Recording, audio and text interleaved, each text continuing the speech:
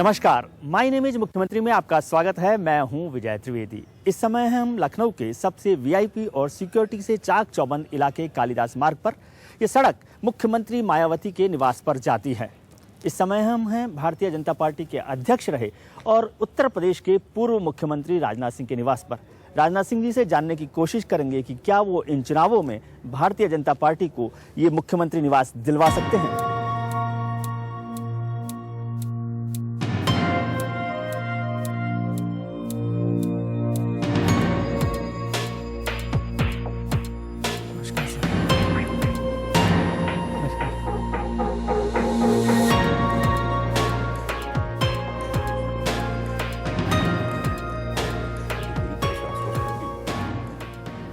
राजनीति में कहते हैं कि दिल्ली का रास्ता लखनऊ से होकर जाता है, इसीलिए उत्तर प्रदेश के विधानसभा चुनावों को सरकार का सेमीफाइनल कहा जा रहा है।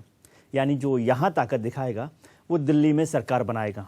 और भारतीय जनता पार्टी के लिए राजनाथ सिंह जी जैसे महत्वपूर्ण और मजबूत लीडर से ज़्यादा और कोई भरोसेमंद लायक नेता नहीं हो सकता। तो क्या राजनाथ सिंह जी दिल्ली में लाल किले तक बीजेपी को पहुँचा सकते हैं? इस पर आज हम बात करेंगे राजनाथ सिंह जी से, जो भारतीय जनता पार्टी के अध्यक्ष भी रहे हैं और यूपी के मुख्यमंत्री भी। सर, ये नाश्ता लखनऊ के लिए है, दिल्ली के लिए? लखनऊ और इसके बाद दिल्ली। और मुझे विश्वास है कि उत्तराखंड और पंजाब में भी जो विधानसभा के चुनाव हुए हैं तो उत्तराखंड में बीजेपी को क्लियर मेजॉरिटी मिलेगी और शिरोमणि अकाली दल और बीजेपी को, पंजाब गठबंधन को, अलायंस को। और गोवा में भी मुझे लगता है कि इस बार बीजेपी की गवर्नमेंट बन जानी चाहिए। ये नाश्ते की तरह से आप बहुत गर्म बातें कर रहे हैं। बस नाश्ता भी तो गर्म है ना।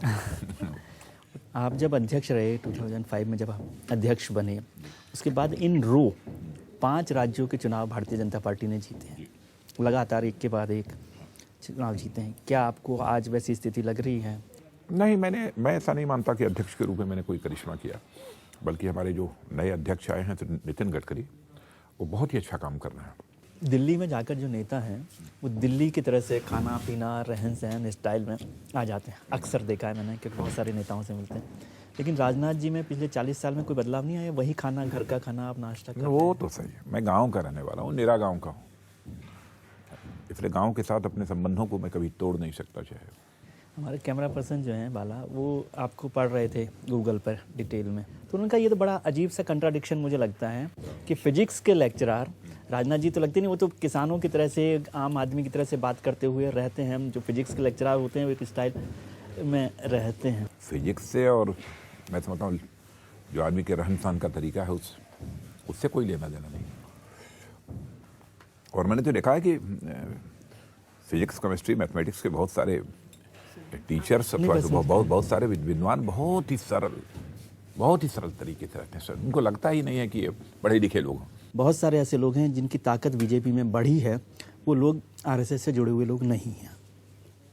नहीं, बीजेपी का जहाँ तक प्रश्न है, ये आवश्यक नहीं है कि इसमें केवल राष्ट्रीय स्वयंसेवक संघ से जुड़े हुए लोग ही रहे। पहले ज़्यादातर लोग वही थे, चाहे वो वाजपेयी जी की बात हो, चाहे अडवाणी जी की बात हो, आपकी बात हो, जोशी जी। नहीं, अब जब नई पार्टी बनी थी तो बट नेचुरल है कि बहुत सारे लोग राष्ट्रीय स्वयंसेवक संघ के जो स्वयंसेवक थे वे ही पूरी जिम्मेदारी, प्रमुख जिम्मेदारियां वो लोग संभाल रहे थे। लेकिन अब ऐसा नहीं है। आपको कोई उससे चिंता या दिक्कत नहीं लगती? नहीं, कोई दिक्कत नहीं।